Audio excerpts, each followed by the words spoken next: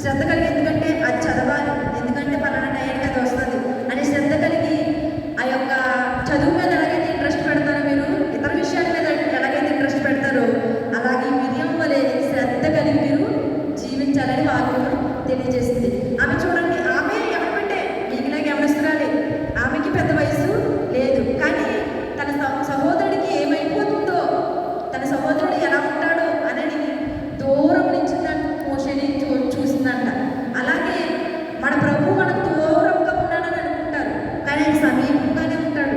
సమీపంగా ఉన్నప్పుడు నువ్వు కూడా శ్రద్ధ కలిగి ఉండాలి కదా, శ్రద్ధ కలిగి జీవించాలి కదా. దేవుని మందిరానికి వచ్చినప్పుడు శ్రద్ధ కలిగి ఉండాలి కదా. దేవుడు యవనస్తులకు ఇచ్చిన ఆ యొక్క ఆధిక్యతని నువ్వు శ్రద్ధ కలిగి పాటించాలి కదా. ఇది మీ పరిచయే కదా, మీరు రావాలి కదా. మీరు వచ్చి మీరు ఎలా వచ్చారు ఇతరులను కూడా అలాగే నడిపించాలి కదా. నువ్వు ఎలాగైతే మారావు ఇతరులను కూడా అలాగే మార్చాలి కదా. కాబట్టి మొదటగా మిరియాము నుంచి మీరు తెలుసుకోవాల్సింది, నేను తెలుసుకోవాల్సింది ఏంటంటే శ్రద్ధ. దేవుడి యందు శ్రద్ధ. నువ్వు శ్రద్ధ చూపితే దేవుడు నీ యందు శ్రద్ధ చూపుతాడు. నువ్వు శ్రద్ధ కలిగి దేవుడిని వెతికితే ఆయన నీ పట్ల అన్ని వెతికేవాడిగా ఉంటాడు. కాబట్టి మొదటిగా మీరు తెలుసుకోవాల్సింది ఏంటంటే దేవుడి యందు శ్రద్ధ. ఇప్పుడు చూడండి, మనం ఎక్కడికైనా ప్రయాణం వెళ్ళినప్పుడు చాలా శ్రద్ధగా వెళ్తాము, అంటే ఏ కీడు రాకుండా శ్రద్ధగా ఉంటాము ఏదన్నా వచ్చినా కూడా. మరి దేవుడి విషయానికి వచ్చేసరికి ఎందుకు అశ్రద్ధగా ఉంటాం? శ్రద్ధ కలిగి ఉండాలి కదా. యవన బిడ్డలు మీరు ఎన్నో వాక్యాలతో దేవుడి మీతో మాట్లాడుతున్నాడు, అయినప్పటికీ శ్రద్ధ లేకుండా మరి జీవిస్తే మరి దేవుడు ఎంత, మనం ఏదైనా మాట విసిరితే ఎదుటి వాళ్ళు ఎంత బాధపడతారు అని అనుకుంటాము.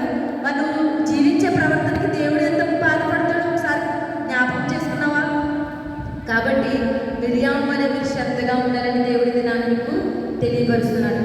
రెండో విధంగా ఏంటంటే, అలాగ చూసింది కదా, నైల్ నదిలో తన తమ్ముడు ఆ యొక్క జమ్ములో ఉండడం తన దూరం నుంచి చూసింది. అయితే అక్కడ స్నానం చేయడానికి ఏ రాజైతే ఇశ్రాయేల్ వంశంలో కుమారుడు లేకుండా చేయాలనుకున్నాడో, ఏ రాజైతే ఇశ్రాయేల్ ప్రజల మీద ఒక పన్నాగం పన్ని నియుక్తితో ఉన్నాడో ఆ రాజు కుమార్తె అక్కడ స్నానం చేయడానికి వచ్చింది.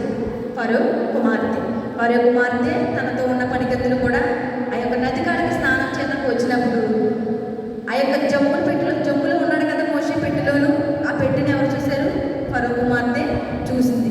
చూసి ఏం చేసిందంటే తన పనికత్తులతో చెప్పి ఆ యొక్క పెట్టెను తీసుకువచ్చిన వెంటనే కూడా ఎంతో ధైర్యం. రెండో విధంగా మిరియాము నుంచి మనం తెలుసుకోవాల్సింది ఏంటంటే ధైర్యం. చాలా ధైర్యం కలిగి ఫరో కుమార్తె దగ్గరికి వచ్చింది మిరియాము. దూరం నుంచి చూసింది, తను చూసింది కాబట్టి ఫరో కుమార్తె తన తమ్ముడు తీసుకున్నదని తెలుసుకుని ఫరో కుమార్తె దగ్గరికి వచ్చింది. చూడండి 7లో ఉంటుంది, 6 నుంచి చూడండి.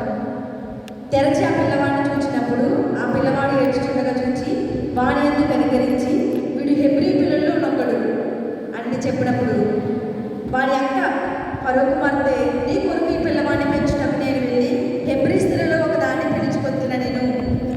చూడండి, ఇక్కడ వెళ్ళి ఎంతో ధైర్యం కలిగి తనని కూడా అనమాట, వీడు హెబ్రీ పిల్లల్లో ఒకవాడు అని అన్నప్పుడే అయితే ఆ పిల్లవాడి మీద తన కనికరము పడ్డాదని తను ఎరిగింది కాబట్టి వెంటనే వెళ్ళి, అయితే ఈ పిల్లవాడిని కొరకు పెంచడానికి ఒక తల్లిని నేను తీసుకురానా అని ధైర్యం కలిగి అడిగింది. ఆమె ఎవరు? ఫరో కుమార్తె, అంటే రాణి కదా. ఎంత ధైర్యం ఉంటే ఇప్పుడు మనకంటే దగ్గరికి మనకు వెళ్ళడానికి ధైర్యం కావాలి కదా. ధైర్యం ఉండాలి. వాక్యం చదవమన్నప్పుడు ధైర్యం కలిగి చదవరు, ప్రార్థన చేయండి ధైర్యం కలిగి చేయరు. ధైర్యం ఉండదు ఏ విషయంలో కూడా. ఇహలోక సంబంధమైన వాటిపై ధైర్యం కలిగి ఉంటారు, కానీ ఈ దేవుడి విషయానికి వచ్చేసరికి ఎవరికి ధైర్యం ఉండదు. కానీ ఫరో కుమార్తె అని తెలిసి కూడా ధైర్యం కలిగి వెళ్ళింది. ఎవరు? మిరియాము కదా.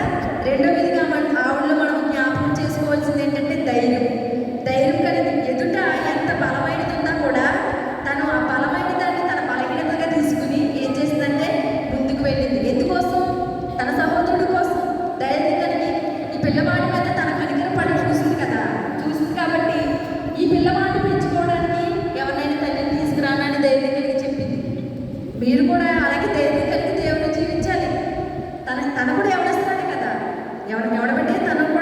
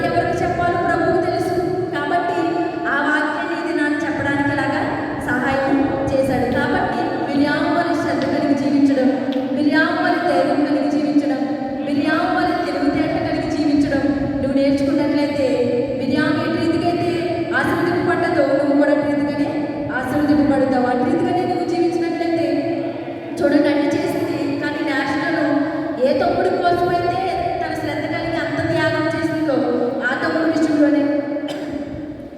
విషయంలోనే సరుకుంది.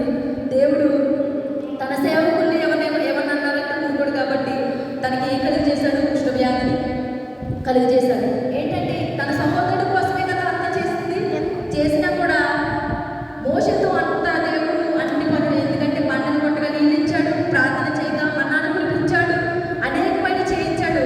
చేయించిన తర్వాత ఒక స్త్రీని పెళ్లి చేసుకున్న తర్వాత ఏం చేశాడంటే మోషతోటినే దేవుడు కార్యాలు చేయగలడా, మాతో చేయలేడా అని చెప్పి మోషే మీద నింద వేసిన దానిలో మనకి కనపడ్డది. కానీ తన బిడ్డలైనటువంటి వారిని ఏమన్నా అంటే దేవుడు ఊరుకోడు కాబట్టి నా సేవకుడైన వారిని నువ్వు ఎలా అంటావని చెప్పేసి తనకి కుష్ఠవ్యాధిని దేవుడు అనుగ్రహించాడు. తన తమ్ముడు కోసమే కదా ఇదంతా చేసింది.